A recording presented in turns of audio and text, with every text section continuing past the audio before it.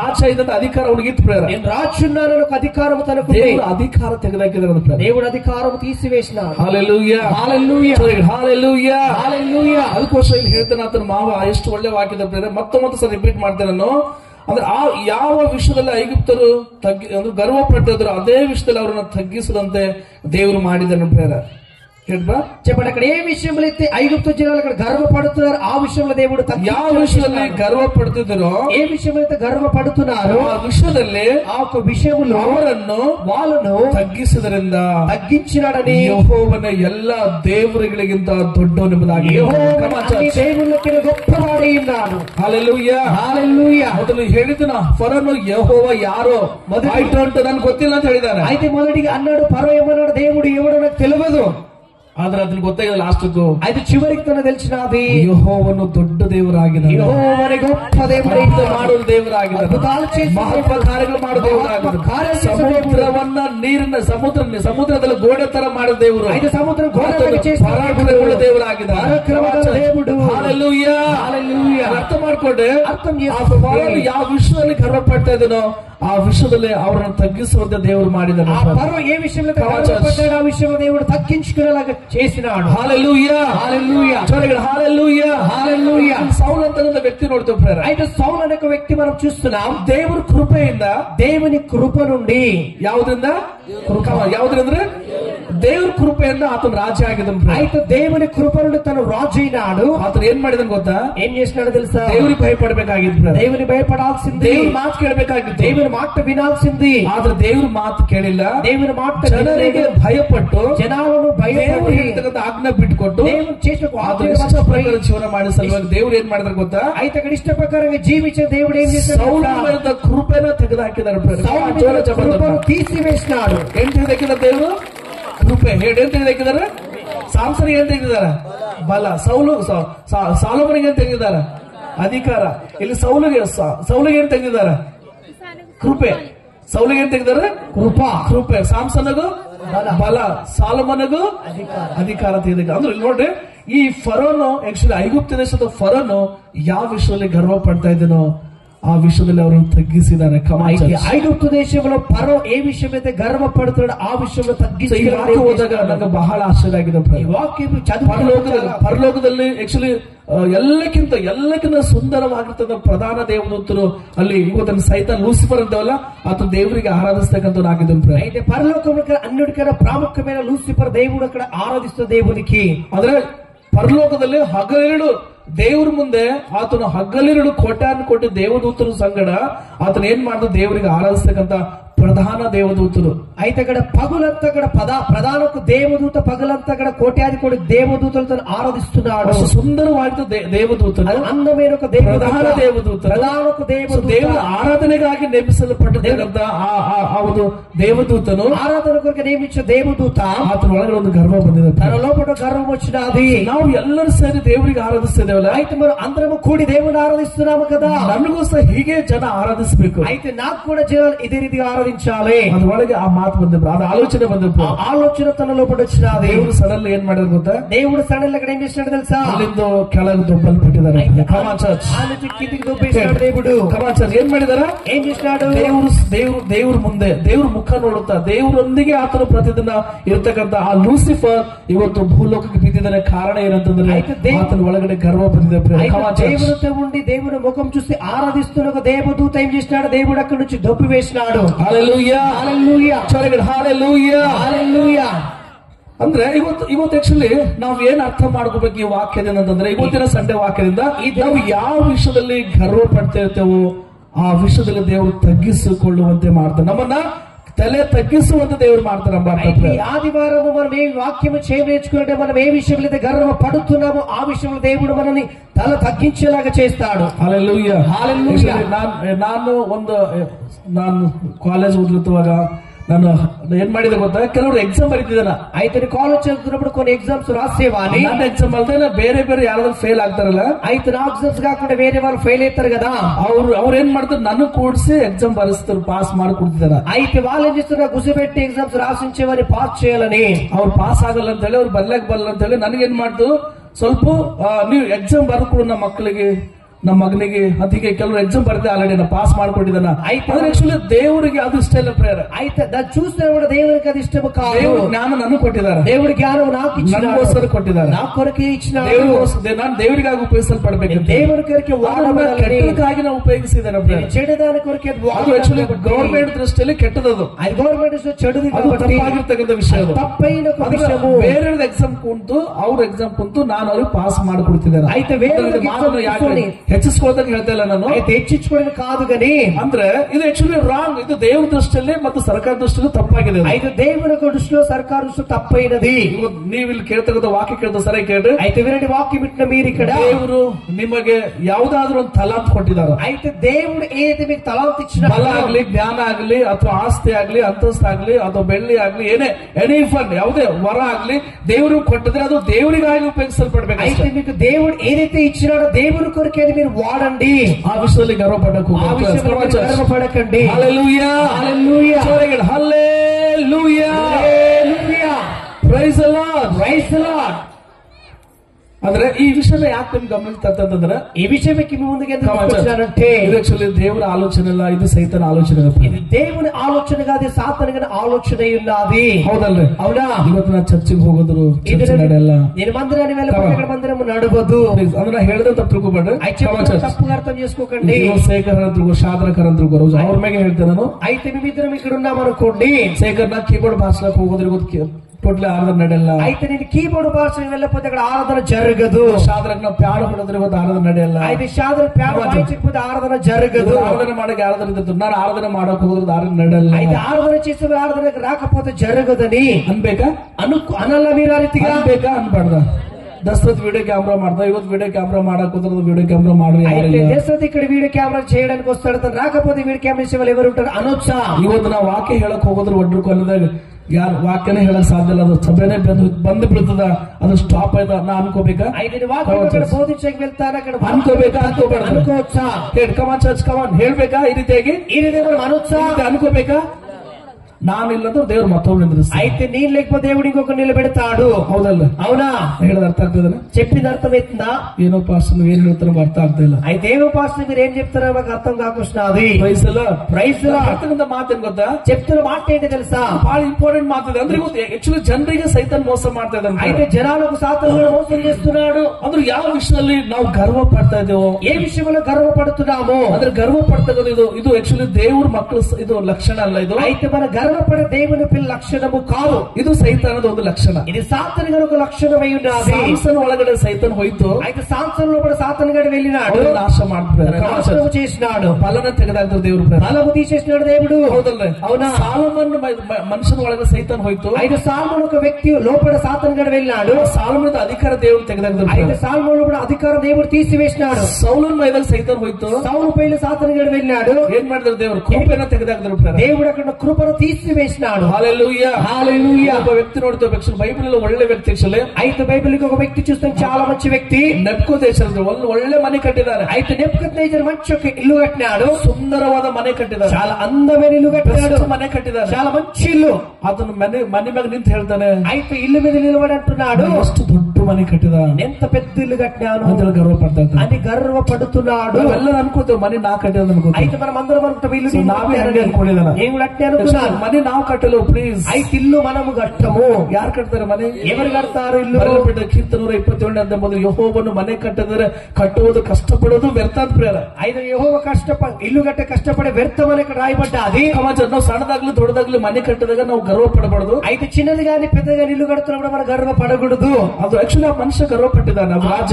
ఆ రాజు అక్కడ ఏం చేసినాడు? గర్వపడ్డాడు. ಗರ್ವಪಟ್ಟ ಸಲುವಾಗಿ గర్వపడ్డందుకు దేవుడు ఏం ಮಾಡಿದಾರೆ ಗೊತ್ತಾ? దేవుడు ఏం చేసినాడు తెలుసా? 7 ವರ್ಷ ಹುಲ್ಲು ಮೇಯುವಂತೆ ಮಾಡಿದಾನೆ. అయితే 7 సంవత్సరాలు గడ్డిని ఎక్కడ వేసినాడు తను. ದನಗಳು ಎತ್ತುಗಳು ಯಾವ ರೀತಿ ಹುಲ್ಲುಗಳು ತಿಂದವಲ್ಲ, అయితే ఏదైతే ఇక్కడ ఎద్దులు గాని బలగానైతే గడ్డికి తింటాయో ಆ ರೀತಿ ಹುಲ್ಲು ತಿಂದಿದ್ದಾನೆ. ಕವಾಚ తను గడ్డి తిన్నాడు. హల్లెలూయా హల్లెలూయా. ಅಂದ್ರೆ ಮನುಷ್ಯನಿಗೆ ಗರ್ವ ಯಾವಾಗ ಬರ್ತಂದ್ರು? ನಾಶನ ಮುಂದೆ ಆತನಿಗೆ ಗರ್ವ ಬರ್ತದೆ. ನಾಶನ ಈಗ ಉದಾಹರಣೆ ಒಂದು ವರ್ಷ ನಂತರ ನಾಶ ಹೋಗ್ತಾರಂದ್ರೆ ಅವ್ರಿಗೆ మొదలు గర్వ పడుతుంది. 5వ సంవత్సరం తర్వాత నువ్వు నాశనమే పోతున్నావంటే నీ లోపల గర్వం వస్తుంది. 6 తింಗಳ ನಂತರ ಹಾಳಾಯ್ತಾರಪ್ಪ ನಾಶವಾಗಿ ಹೋಗ್ತಂದ್ರೆ ಅದಕ್ಕಿಂತ ಮೊದಲು ಮನುಷ್ಯನಿಗೆ ಗರ್ವ ಬರ್ತದೆ. 6 నెలల తర్వాత నువ్వు గర్వం నాశనమే పోతున్నావంటే నీ గర్వం వస్తుంది. హల్లెలూయా హల్లెలూయా సమాచార హల్లెలూయా హల్లెలూయా. యాక్చువల్లీ ఫరోన్ಗೆ అక్కడ ఫరోకు ಯಾವ ವಿಷಯದಲ್ಲಿ ಆತನು ಗರ್ವ ಪಡ್ತಾ ఏ విషయంలో గర్వ పడుతున్నాడంటే ఆ విషಯದಲ್ಲಿ ದೇವರು ತಗ್ಗಿಸುವಂತೆ ಮಾಡಿಬಿಟ್ಟಿದ್ದಾನೆ. ఆ విషయంలో దేవుడు తగ్గించుకునేలాగా చేస్తున్నాడు. ఏ జನ ಕೇಳ್ತಾ ಇದ್ರು ఎంతమంది వింటారు వాక్యం? ಹೇಳುವಂತ ಜೋರಾಗಿ ಆಮೆನ್ చెప్తున్నారు.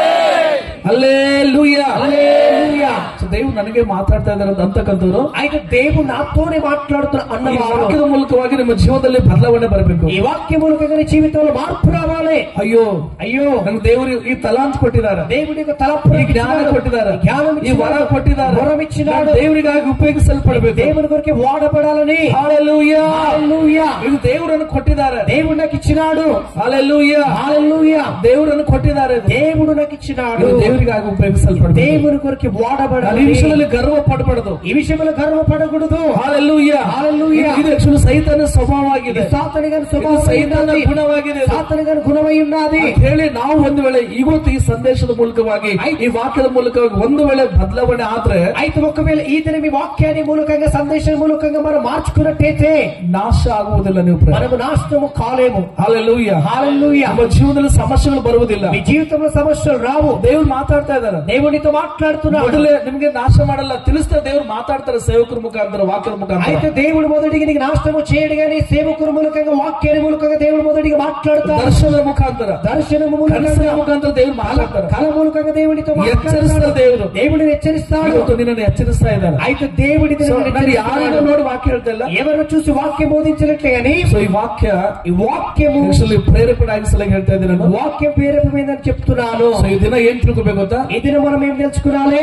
ದೇವ್ರು ಮಾತಾಡ್ತಿದ್ದಾರೆ ಅಂತ ತಿಳ್ಕೊಬೇಕು. దేవుడు నాతో మాట్లాడుతున్నాడు. ಪಾಸ್ಟರ್ ನನಗೆ ನೋಡಿ ವಾಕ್ಯ ಹೇಳ್ತಾ ಇದ್ದಾರೆ ಅನ್ಕೋಬಾರ್ದು. అయితే పాస్టర్ నాకే చూసి వాక్యం చెప్తున్నాడు ఎవరు అనుకోకండి. హల్లెలూయా హల్లెలూయా. ఒకరి వాక్యం ఓదన బ్రదర్, వాక్యం చదువుకుందాం. సో వాక్య ತೆಗೆದು పేతురు, ಮೊದಲನೇ పేతురు 5 ಓದ್ರ ಬಾ. మొదటి పేతురు 5వ అధ్యాయం 5వ వచనం చదువుకుందాం.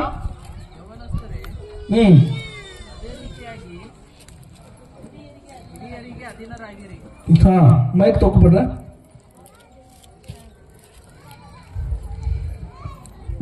ಯವನಸ್ಥರೇ, ಅದೇ ರೀತಿಯಾಗಿ ಹಿರಿಯರಿಗೆ ಅಧೀನರಾಗಿರಿ. ನೀವೆಲ್ಲರೂ ದೀನ ಮನಸ್ಸೆಂಬ ವಸ್ತ್ರದಿಂದ ಸೊಂಟ ಕಟ್ಟಿಕೊಂಡು ಒಬ್ಬರಿಗೊಬ್ಬರು ಸೇವೆ ಮಾಡಿರಿ. ದೇವರ ಅಹಂಕಾರಿಗಳನ್ನು ಎದುರಿಸ್ತಾನೆ. Thank you brother. ಓಕೆನಾ? ಸೊ ನೀವೆಲ್ಲರೂ ದೀನ ಮನಸ್ಸೆಂಬ ವಸ್ತ್ರದಿಂದ ಸೊಂಟ ಕಟ್ಟಿಕೊಂಡು ಒಬ್ಬರಿಗೊಬ್ಬರು ಸೇವೆ ಮಾಡ್ರಿ, ದೇವರ ಅಹಂಕಾರಗಳನ್ನು ಎದುರಿಸುತ್ತಾನೆ. ಕಮನ ಎಲ್ಲ 6 ಸಂಡೆ ವಾಕ್ಯ ಕೇಳಿದನೋ ಸೈತಾನ್ ಜೊತೆ ನಾವು ಎದುರಿಸಬೇಕು. ಅದು ದೇವರು ಯಾರಿಗೆ ಎದುರಿಸ್ತಂದ್ರೆ ಅಹಂಕಾರಿಗಳನ್ನ. 6 వాద్యవారు ಮತ್ತು వాక్యం విన్నా మనం సాతానిగా ఎదిరించాలని. ನಾವು ಯಾರಿಗೆ ಎದುರಿಸಬೇಕು? ఎవరిని ఎదిరించాలి? మనం ಸೈತಾನ್ ಎದುರಿಸಬೇಕು ವಾಕ್ಯ ಕೇಳಿದ್ದೇವೆ. సాతానిగా ఎదిరించాలని వాక్యం విన్నాం. ಇವತ್ತಿನ ವಾಕ್ಯ ಏನ್ ಗೊತ್ತಾ? ఈతన వాక్యం ఏంటి తెలుసా? ದೇವರು ಯಾರನ್ನ ಎದುರಿಸ್ತಾರಂದ್ರೆ, దేవుడు ఎవరిని ఎదిరిస్తాడు? ಯಾರಿಗೆ ಎದುರಿಸ್ತಾರ? ఎవరిని ಅರ್ಥ ಆಗಿಲ್ಲ. ದೇವ್ರು ಯಾರನ್ನ ಎದುರಿಸ್ತಾರೆ? దేవుడు ఎవరిని ఎదిరిస్తాడు? ಅಹಂಕಾರಿಗಳನ್ನ, అహంకారులను, ಗರ್ವ ಪಡ್ತಕ್ಕಂಥವ್ರನ್ನ ದೇವ್ರು ಎದುರಿಸ್ತಾರೆ. గర్వ పడే వాళ్ళకు దేవుడు వాళ్ళని ఎదురిస్తాడు. ದೇವ್ರು ವಾಕ್ಯ ಹೇಳ್ತದೆ, నేను వాక్యం చదివిస్తున్నాను. యవనಸ್ಥರೇ దీన మనస్సెంಬ వస్త్రాలు ధరించుకోండి. అయితే యవనస్తులారా మీరు దీన మనస్సైన వస్త్రాలు ధరించుకోండి. ನಾವು ಸರ್ಪಂಚರು ಮಾತಾಡ್ತಿದ್ದೆ. ಜೇಮ್ಸ್ ಅವರ ಪಪ್ಪ అయితే నిన్న జేమ్స్ వాళ్ళ ఆయన నేను మాట్లాడుతున్నాను. ಮಾತಾಡ್ತಾ ಇದ್ದರು. అయితే ఒక మాట చెప్తున్నాడు, ಸತ್ಯವಾಗಿದೆ. ఆ మాట సత్యము. ಹಿಂದಿನ ಕಾಲದಲ್ಲಿ ಜನ ಯಾವ ಇದ್ರಂದ್ರೆ, ಯಾವ ರೀತಿ ಆಗಿದ್ರಂದ್ರೆ, వెనుక కాలంలో జనాలు ఏ రీతిగా ఉన్నారంటే, ಗಲ್ಲಿದಾಗ 1-2-3 ಸರ್ಪಂಚರು ಹಾರಂದ್ರೆ ಅವ್ರು ಹೇಳಿದ ಮಾತು ಎಲ್ಲರೂ ಹೂ ಅಂತಿದ್ರು. అయితే గల్లీలు 2-3 సర్పంచులు ఉన్నారంటే వాళ్ళు చెప్పిన మాట అందరూ వినేవారు. ಅವ್ರು ದೊಡ್ಡರ, వాళ్ళు పెద్దవారు, ಜ್ಞಾನವಂತರ, ಜ್ಞಾನವಂతులు, ಬುದ್ಧಿವಂతులు, ಎಲ್ಲರೂ ಅವ್ರ ಮಾತು ಕೇಳ್ತಿದ್ರು. అందరూ వాళ్ళ మాట వినేవారు. ಇದು ಎಲ್ಲ ಊರಿಗೆ ಹಿಂಗಿತ್ತಿದ್ರು. అన్ని ఒక ఊర్లో ఈ రీతిగా ఉండే. ಆದ್ರೆ ಇವತ್ತು ಕಾಲ ಬದಲಾಯಿಸಿದೆ. ಇದರ ಕಾಲ ಮಾರಿపోయినది. హల్లెలూయా హల్లెలూయా. ಇಷ್ಟು ಹುಡುಗರು ಯಾರಾದ್ರೂ ಮಾತು ಕೇಳಲಿಕ್ಕೆ ಗೊತ್ತು. అయితే చిన్న చిన్న పిల్లలు కూడా మాట వినలేరు. ನಿನ್ನ ಹೇಳ್ತಿದ್ರು ಪಾಪ ಕರೆಕ್ಟ್. అయితే చెప్తున్నారు ఈ మాట. ಇವತ್ತು ಸರ್ಪಂಚರು ಏನಾದ್ರು ಹೇಳ್ತಾರೆ ಹಂಗ ಮಾಡತ್ತಾರೆ. ನೀವು యవనస్తులు మీరు సర్పంచులు చేస్తున్నారా? అలాగే చెప్తారు. వాళ్ళు అదే రీతి చెప్తుంటారు. ಸರ್ಪಂಚರು అన్నారా? సర్పంచులు ఏమున్నారు? ಅವ್ರ ಮಾತು ನಾವೇ ಕೇಳ್ಬೇಕು. వాళ్ళ మాట మేము ఎందుకు వినాలి? ಅದ್ರ ಹಂಗಿದ್ದಿಲ್ಲ ಮೊದಲು. ఆ రీతి మొదటి లేకుండే. ತಾಯಿ ತಂದೆ ಮಾತು ಹಂಗೆ ಸೇಮ್. అప్పుడు తల్లిదండ్రుల మాట కూడా సేమ్. ಅವಾಗ ಎಲ್ಲರೂ ಕೇಳ್ತಿರು. అప్పుడందరూ వినేవారు. ಹಂಗಲ್ಲ. ఇప్పుడు అట్లా కాదు. ನಾನೇ ಬುದ್ಧಿವಂತ, నేనే బుద్ధిమంతుణ్ణి. ಪಾಸ್ಟರ್ ಹೇಳ್ತಿರ್ಬೇಕು. ಹಂಗೆ పాస్టర్ చెప్తూ కూడా అదే రీతిగా ಪಾಸ್ಟರ್ ಹಂಗೆ ಹೇಳ್ತಾರೆ. ఆ పాస్టర్ పాస్టర్ అట్లే చెప్తాడు. అంటే ఏం ಗೊತ್ತಾ, దీన మనసు ಅಂತಕ್ಕಂಥದ್ದು ಇವತ್ತಿಲ್ಲ ಬಹಳ ಜನರಿಗೆ. అయితే దీన మనసు అనేది చాలా మందికి లేదు. ఎంత మనసుదే? ఎలాంటి మనసు నాది? గర్వ పಡುವಂತ మనసు, గర్వపడే మనసు. పక్కన వస్తుంది చెప్పండి మీ పక్కన వారికి. ನಮ್ಮ ಅತ್ತೆ ಹೇಳ್ತಾರಪ್ಪ, ನಮ್ಮ ಅತ್ತೆಗೆ ಆ ಮಾತು ಕೇಳ್ಬೇಕಂತ ಬಹಳ ಸೋದರ ಅನ್ಕೊಂಬಲ್ಲ. అయితే మా అత్త చెప్తున్నది కదా, మా అత్త మాట వినాలి చాలా మంది కోడలు అనుకోలేరు. ನನ್ ಗಂಡ ಹೇಳ್ತದಲ್ಲ, నా ಗಂಡ ಮಾತು ಕೇಳ್ಬೇಕಂತ ಬಹಳ ಜನ ಅನ್ಕೊಂಬಲ್ಲ. అయితే చాలా మంది నా భర్త చెప్తున్నాడు కదా, నా భర్త మాట వినాలని అనుకోలేరు. ನಮ್ಮ ತಂದೆ ತಾಯಿ ಹೇಳ್ತದಲ್ಲ ಮಾತು ಕೇಳ್ಬೇಕು, ಬಹಳ ಜನ ಅನ್ಕೊಂಬಲ್ಲ. అయితే ಮನಸ್ಸು ಕೇಳೋ ಮನಸ್ಸಿಲ್ಲ ಇವತ್ತು. అయితే వినే మనసు లేదు ఇది ఈ కాలము. హల్లెలూయా హల్లెలూయా. ಯಾವ ಮನಸ್ಸಿಲ್ಲ? ದೀನ ಮನಸ್ಸಿಲ್ಲ. దీన మనసు లేదు. ಅಂದ್ರೆ ವಿಧೇಯತ್ವ ಅಂತಕ್ಕಂಥ ಇಲ್ಲ, ವಿಧೇಯತ್ವ అనేది లేదు. ಸೊ ದೇವರು ಅಹಂಕಾರಿಗಳನ್ನ ಮೆಚ್ಕೊಳ್ಳೋದಿಲ್ಲ, ಅಹಂಕಾರನ ಇಷ್ಟಪಡುವುದಿಲ್ಲ. ಸೊ ದೇವರು ದೀನರಿಗೆ ಆದರು ಏನಂದ್ರೆ, అయితే దేవుడు అహంకారులు మెచ్చుకోలేడు, ఇష్టపడలేడు, దీనులను మాత్రము. ಇವತ್ತು ಅಣ್ಣರಿಗೆ ಗೊತ್ತಿಲ್ಲ ನಾವು ದೇವ್ರ ಮಕ್ಕಳಾಗಿದ್ದೇವೆ. ದೇವ್ರ ಸಭೆಯಲ್ಲಿ ಏನ್ ಕಲ್ಕೋಬೇಕಂತಂದ್ರು, ಇವತ್ತು ದೀನವಾದ ಮನಸ್ಸೆಂಬ ವಸ್ತ್ರಗಳನ್ನ ಧರಿಸ್ಕೊಳ್ಬೇಕು. అయితే అన్యులకు తెలియదు దేవుని సన్నిధిలో మనం ఏమి దీనమైన మనస్సును మనం ధరించుకోవాలి. ಯಾವ ಮನಸ್ಸು ಇರ್ಬೇಕು? ఏ మనసు? ಹಲೋ ಚರ್ಚ್, ಯಾವ ಮನಸ್ಸು? ಗರ್ವ ಪಡುವಂತ ಮನಸ್ಸ? గర్వపడే మనసా? ಅಹಂಕಾರ ಪಡುವಂತ ಮನಸ್ಸ? అహంకార పడే మనసా? ಹೇಳಿ, ಯಾವ ಮನಸ್ಸು ಇರ್ಬೇಕು? ಕಮಾನ್ ಚರ್ಚ್, ಚರ್ಚಿಗೆ ಬರ್ತಕ್ಕಂಥರಲ್ಲಿ ಎಂತ ಮನಸ್ಸು ಇರ್ಬೇಕು? అయితే మందిరానికి వచ్చే వారికి ఎలాంటి మనసు? ಹಲೋ ಚರ್ಚ್, ಎಂತ ಮನಸ್ಸು? ಒಂದ್ ವೇಳೆ ಗರ್ವ ಪಡ್ತಾ ಇದ್ರೆ ಅಂದ್ರೆ ಅದು ಮನಸ್ಸು ಯಾವ ಮನಸ್ಸು? అయితే ఒకవేళ మీరు గర్వపడుతున్నారా, ఆ మనసు ఎవరిది? ತಂದೆ ತಾಯಿ ಮುಂದೆ ಗರ್ವ ಪಡ್ತಾ ಇದ್ದಾರೆ, తల్లిదండ్రులు కూడా గర్వపడుతున్నారు, ಪಾಸ್ಟರ್ ಮುಂದೆ, పాస్టర్ గారు గర్వపడుతున్నారు, ಮುಂದೆ, భర్త ముంగట, ಅತ್ತಿ ಮುಂದೆ, అత్త ముంగట, ಮಾವನ್ ಮುಂದೆ, మామ ముంగట, ಅಣ್ಣನ್ ಮುಂದೆ, అయితే నీ అన్న ముంగట, ಅಕ್ಕನ್ ಮುಂದೆ, అక్క ముంగట, ಹೌದಲ್ಲ? అవునా? ಸರ್ಪಂಚರ ಮುಂದೆ ఆయన సర్పంచ్ ನೀವು గర్ವ ಪಡ್ತಾ ಇದ್ದಾರೆ ಅಂದ್ರೆ గర్వపడుతున్నారు. ದೇವರು ಮನಸ್ಸಿಲ್ಲ. అయితే మీ లోపల దేవుని యొక్క మనసు లేదు. ಕ್ರಿಸ್ತ ಯೇಸುಲಿದ್ದಂತ ಮನಸ್ಸು ನಿಮ್ಮಲ್ಲಿ ಇಲ್ಲ ಅಂತೇಳಿ ಒಂದ್ ಕಡೆ ದೇವ್ರ ವಾಕ್ಯ ಬರಲ್ಲ. అయితే క్రీస్తు యేసు ప్రభు దగ్గర ఉన్న మనసు మీ దగ్గర ఉండమని దేవుని యొక్క వాక్యం మీకు బోధిస్తున్నది. ఎంత మనస్సిತ್ತು ದೇವ್ರ ಮನಸ್ಸು? ఎలాంటి మనసు దేవునిది? దీన మనస్సు. దీన మనసు. పక్కದಲ್ಲಿ ಕೈ ಕೊಟ್ಟು పక్కల వరకు ఒకసారి చెప్పండి. ఎంత ಮನಸ್ಸಿತ್ತಂದ? ఎలాంటి మనసు ఉండే? ಯಾವ ಮನಸ್ಸಿತ್ತಂದ್ರೆ ಹೇಳಿ, ಯಾವ ಮನಸ್ಸು? చెప్పండి, ఎలాంటి మనసు? ದೀನ ಮನಸ್ಸು. దీన మనసు. ಆಕ್ಚುಲಿ ನಮ್ಗೆ ಬಹಳ ನೆನಪು ಬರ್ತದ, ನಮ್ ತಾತ ತಾಯಿ ಯಾವಾಗ್ಲೂ ಬಹಳ ನೆನಪು ಬರ್ತದೆ. అయితే నాకు చాలా జ్ఞాపకం వస్తారు మా తాత వాళ్ళ తల్లి. ಅವ್ರು ನಮ್ಮನೆ ನಮ್ ಸಂಕಟ ಇದ್ರಲ್ಲ, అయితే మా ఇంట్లో మాతోనే ఉండేవారు. ಅವ್ರು ಬಹಳ ಒಳ್ಳೆ ಮನಸ್ಸು. ಸತ್ಯ ಹೇಳ್ತೀನಿ, అయితే సత్యం చెప్తే చాలా మంచి మనసు వాళ్ళకు. ಒಳ್ಳೆ ಮನಸ್ಸು, చాలా మంచి మనసు, ಬಹಳ ದೀನ ಮನಸ್ಸು, చాలా దీన మనసు. ಹಲ್ಲೆಲೂಯಾ, హల్లెలూయా. ಅದಕ್ಕಾಗಿ ಇವತ್ತು ಅವ್ರ ಮೂಲಕವಾಗಿ ನಮ್ಮ ಕುಟುಂಬ ನಮ್ಗೆ ಬಹಳ ಆಶೀರ್ವಾದ ಇದೆ. అయితే వాళ్ళ కుటుంబం చాలా ಭೂಮಿ ಮೇಲೆ ఆశీర్వాదం. ಗರ್ವ ಪಡ್ತಕ್ಕಂಥವ್ರು ಇರಲ್ಲ. అయితే భూమి మీద గర్వపడేవారు ఉండరు, ಬಹಳ ದಿನ ಇರಲ್ಲ. చాలా దినాలు ఉండరు. ನಾನು ನೋಡಿದ್ದೇನೆ, నేను చూస్తున్నాను, ಬಹಳ ಜನ ನೋಡಿದ್ರೆ, మీరు కూడా చాలా మంది చూసినారు. చూసినారా? ನೋಡಿದರೆ ఎంతమంది ಗರ್ವ చూసినారు? ಪಡ್ರೆ ಜಲ್ದಿ ನಾಶ ಹೋಗಿದ್ದಾರೆ. గర్వపడే వాళ్ళు జల్దీ తొందరగా నాశనమైపోతారన్న వాళ్ళు ఎంతమంది చూసినారు? ಹಾಲೆಲೂಯಾ, హల్లెలూయా. ನೋಡಿರಿ, చూసినారా లేదా? ನೋಡಿದೆ ಅಂತ ತಲೆ ಕಿಂಗ್ ಮಾಡಿಗ, ನೋಡಿಲ್ಲ ಅಂದ್ರೆ ಕಿಂಗ್ ಮಾಡಿ ಕೈ ಎಬ್ಸ್ಲಕ್ ಆಗೋದಿಲ್ಲ. ಕಮಾಚ ನೋಡಿರಿ, ಕಿಂಗ್ ಮಾಡಿ ನೋಡಿದೆ ಪಾಸ್ ಅಂತ ಎಸ್ ಓಲನ ಮಾಡೋದ್ರಿ. ಈಗ ನೋಡಿರಿ, చూసినారా? ಶಬ್ದ ಬರೋದು, ಯಾಕಂದ್ರೆ ನಾಷ್ಟ ಮಾಡಿಲ್ಲ, ಚಾಯ್ ಕೊಡಿರಲ್ಲ, ಶಬ್ದ ಒಳಗಿನ ಬರ್ತಲ್ಲ. ಹೌದು, ಹಲ್ಲೆಲೂಯಾ, హల్లెలూయా. ಯಾವ ಮನಸ್ಸು ಇರ್ಬೇಕು ನಮ್ಗೆ? ఏ మనసు మనకు ఉండాలి? ಚರ್ಚೆಗೆ ಬರ್ತಕ್ಕಂಥ ಎಂತ ಮನಸ್ಸು ಇರ್ಬೇಕು? అయితే మందిరానికి వచ్చే వారికి ఎలాంటి మనసు ఉండాలి? ನಮಗೆ ಒಬ್ಬ ಮನುಷ್ಯ 2 ತಿಂಗಳಿಗೆ ಬಹಳ ಬೈದನ್. అయితే నాకు ఒక మనిషి 2 నెలల కింద ఫోన్ లో చాలా తిట్టినాడు, ಬಹಳ ಗಲೀಜ್, చాలా కలిసి తిట్టినాడు. ನಂಗೆ ಬೈಲಕ್ ಬರೋಂಟು, నాకు తిట్టడానికి రావట్లేదు. ಅವನಕಿಂತ ಹೆಚ್ಚು ಬೈದ ಕಡೆಗೆ ನಂಗೆ ಜಸ್ಟ್ ಬಾಯಿ ಕಟ್ಟೆ. అయితే నేను దానికన్నా ఎక్కువ తిడతారుగా, దేవుడు నోరును కట్టేసినాడు. ಕ್ರಿಶ್ಚಿಯನ್ ಎಲ್ಲ ಬೇರೆ ಕಾಸ್ಟ್. అయితే వాళ్ళు వేరే కాస్ట్ ఇచ్చిన వాళ్ళు కారు కాబట్టి ಅವ್ರನ್ನ ಹೇಳಿದ್ರು, పాస్టర్ నన్ను క్షమిస్తే, నువ్వు బహಳ బైదే పాస్టర్. అయితే వాళ్ళు ఏమంటున్నారు, పాస్టర్ క్షమించండి, మీకు చాలా తిట్టినారు, క్షమిస్తే పాస్టర్ ಅಂತ ಹೇಳ್ತಾರೆ. అయితే నన్ను క్షమించండి పాస్టర్. ನಾವು ಪಾಸ್టర్ ಅವರು ಅವತ್ತೇ ಕ್ಷಮಿಸಕ್ಕಿದೆ, ನೀವು ಹೋಗಂತ ಹೇಳಿದ್ರು. అయితే నేను పాస్టర్ ఆదినే క్షమించానన్నాను. హల్లెలూయా, హల్లెలూయా. ಕ್ಷಮಿಸುವಂತ ಮನಸ್ಸು ನಮ್ಗಿರ್ಬೇಕು, క్షమించే మనసు మనకు ఉండాలి, ಪ್ರೀತಿಸುವಂತ ಮನಸ್ಸು ನಮ್ಗಿರ್ಬೇಕು, ఏంటంటే ప్రేమించే మనసు మనకు ఉండాలి, ತಗ್ಗಿಸಿಕೊಳ್ಳುವಂತ ಮನಸ್ಸು ನಮ್ಗಿರ್ಬೇಕು, తగ్గించుకునే మనసు మనకు ఉండాలి, దీన మనసు ಇರಬೇಕು, దీన మనసు ఉండాలి. ಯಾರಿಗೆ? ఎవరికి? ಚರ್ಚೆ ಬರ್ತಕ್ಕಂಥ ಎಲ್ಲರಿಗೂ. అయితే వినండి, మందిరానికి వస్తున్న ప్రతి ఒక్కరికి హల్లెలూయా, హల్లెలూయా, హల్లెలూయా. ಅದಕ್ಕೋಸ್ಕರ ಅಪೊಸ್ತಲ ಪೇತ್ರನು ಹೇಳ್ತಾ ಇದ್ದಾರೆ, యవనస్తులారా ಏನಂತಾರೆ? ఏంటి? యవనస్తులారా దీన మనసెంబ వస్త్రాలు ధరించుకోండి. దీన మనసైన వస్త్రాలను మీరు ధరించుకోండి. గర్వ పడತಕ್ಕಂಥದ್ದು ಇದು ಸೈತಾನನ ಸ್ವಭಾವ. అయితే గర్వపడేది సాతాను గారి స్వభావము. ಯಾವ ಸ್ವಭಾವ ಇದು? ಯಾರ ಸ್ವಭಾವ? వినడేవారి స్వభావము. ಯಾರ್ದ ಲಕ್ಷಣ ಇದು? ಯಾರ್ದ ಲಕ್ಷಣ? Hallelujah, hallelujah. ವಾಕ್ಯ ಇಷ್ಟ ಆಗುಂಟದಲ್ಲ? ವಾಕ್ಯ ಇಷ್ಟ ಆಗುಂಟದ? ಇಷ್ಟ ಆಗ್ಲಿ ಬಿಡ್ಡೆ, ಇಷ್ಟ ಆದ್ರೂ ಕಷ್ಟ ಆದ್ರೂ ಹೇಳ್ತೇನೆ. వినండి, వాక్యము ಇದು ವಾಕ್ಯ, ನನ್ನ ಮಾತಲ್ಲ, ದೇವ್ರ ಮಾತಿದೆ. ఇది నా మాట కాదు, దేవుని వాక్యము. ದೇವರು ಅಹಂಕಾರಿಗಳನ್ನು ಎದುರಿಸ್ತಾನೆ. ದೀನರಿಗಾದರೂ ಏನ್ ಮಾಡ್ತಾರಂತ ದೇವರು? ఓకే, వాక్య ఓదులు. కమాన్ చర్చ్. ఓకే, ಇನ್ನೊಂದು ವಾಕ್ಯ ಓದಿದ್ರೆ ಓಕೆ, ಟೈಮ್ ಆಗ್ತಾ ಇದೆ. ಇನ್ನೊಂದು ವಾಕ್ಯ ಓದೋಣ. ఇంకొక వాక్యం చదువుకుందాం. ಯಾಕೋಬ 4:6 యాకోబు పత్రిక 4:6 చదువుకుందాం. సో నెక్స్ట్ ನಾನು ಹೇಳ್ತಕ್ಕಂಥ ಮಾತು ನನ್ನ ಮಾತಲ್ಲ. ಕಮಾನ್ ಚರ್ಚ್. Hallelujah, hallelujah. ಏನೋ ಬರ್ಕೊಂಡ್ ಬಂದ್ರ, ಏನೋ ಹೇಳ್ತಾರೆ ಅನ್ಬಾರ್ದು. ಅದಕ್ಕೋಸ್ಕರ ಯಾರಿಗೂ ತೆಗೆದು ಬೈಬಲ್ ಫಾಸ್ಟ್. ಆತನು ನಮ್ಮ ಮೇಲೆ ಅತಿಶಯವಾದ ಕೃಪೆಯನ್ನು ಇಡುತ್ತಾನೆ. ಯಾವ್ದಾದ್ರು ಓದ್ತಿರುವ? ಹೋದ್ರ ಯಾಕೋಬು 4 ಕಂಟಿನ್ಯೂ. 4:6 ಆದುದರಿಂದ ದೇವರು ಅಹಂಕಾರಿಗಳನ್ನು ಅಹಂಕಾರಿಗಳನ್ನ ಎದುರಿಸ್ತಾನೆ, ದೀನರಿಗಾದರೂ ಕೃಪೆಯನ್ನು ಅನುಗ್ರಹಿಸುತ್ತಾನೆ. దేవుడు అహంకారాలు ఏం మాడతారంటే, ఆయన దేవుడు అహంకారం ఏం చేస్తాడు? లాస్ట్ వాక్యం ముగిస్తున్నా వినండి. దేవుడు అహంకారాలు ఏం మాడతారంటే, దేవుడు అహంకారం ఏం చేస్తాడు? ఎదురిస్తాడు. జగల ఆడతారని అర్థం. అయితే ఎదిరించడంటే దేవుడు అక్కడ జగడ మాడతాడన్నమాట. అది దీనరి కాదు, దీనులకు మాత్రమే దేవుడు కృపేణ అనుగ్రహిస్తాడు. ఏం ಮಾಡ್ತಾರೆ? కృపను అనుగ్రహిస్తాడు. ಎಷ್ಟನೇ ಕೃಪೆ ಬೇಕು? ఎంతమంది కృప కావాలి? కృపೆ కಳ್ಕೊಂಡಿದ್ದಾನೆ సౌలు. అయితే కృప అక్కడ సౌలు పొడగొట్టుకున్నాడు. ಅದು దావీదు కృపೆ ಹೊಂದಿಕೊಂಡಿದ್ದಾನೆ. అయితే దావీదు అక్కడ కృపను పొందుకున్నాడు. ಮೇಲೆ ಯಾವತ್ತೂ ಕೃಪೆ ಬಿಟ್ಟು ಹೋಗಿಲ್ಲ. దావీదు మీద ఎప్పుడు కూడా ಸಂತತಿ ಉನ್ನತವಾಗಿ ಬೆಳೆದಿದೆ. ಸಂತತಿ ಹಲ್ಲೆಲೂಯಾ. ಆ ಕೃಪೆನೇ ಯೇಸು ಆಗಿದ್ದಾನೆ. ಕೃಪೆ యేసయ్యే ఉన్నాడు. ಕೃಪೆ ನಿಮಗೆ ಬೇಕಾ? ಆ ಕೃಪೆ మీకు కావాలా? ಕೃಪೆ ಯೇಸು ಸ್ವಾಮಿ ಆಗಿದ್ದಾನೆ. కృప యేసు ప్రభువై ఉన్నారు. ಈ ಕೃಪೆ ಯಾರ ಜೀವಿತದಲ್ಲಿರ್ತದೋ, ఎవరి జీవితంలో ఉంటుందో ಅವ್ರ ಜೀವಿತ ಉನ್ನತವಾಗಿರ್ತದೆ. వాళ్ళ జీవితం ಸಮಾಧಾನವಾಗಿರ್ತದೆ, నెమ్మదిగా ఉంటుంది. Hallelujah, hallelujah. ದೇವರು ವಾಕ್ಯ ಹೇಳ್ತದೆ, ಅಹಂಕಾರಿಗೆ ದೇವರು ಎದುರಿಸ್ತಾನೆ, ದೀನರಿಗಾದರೂ ದೇವರು కృపను అనుగ్రహిస్తాడు. వాక్యం సెలవిస్తే అహంకారం దేవుడు ఎదిరిస్తాడు, దీనిలో మాత్రం దేవుడు కృప చూపిస్తాడని చూస్తున్నాం. హలో చర్చ్, ఏం ಬೇಕು? కృపೆ ಬೇಕಾ?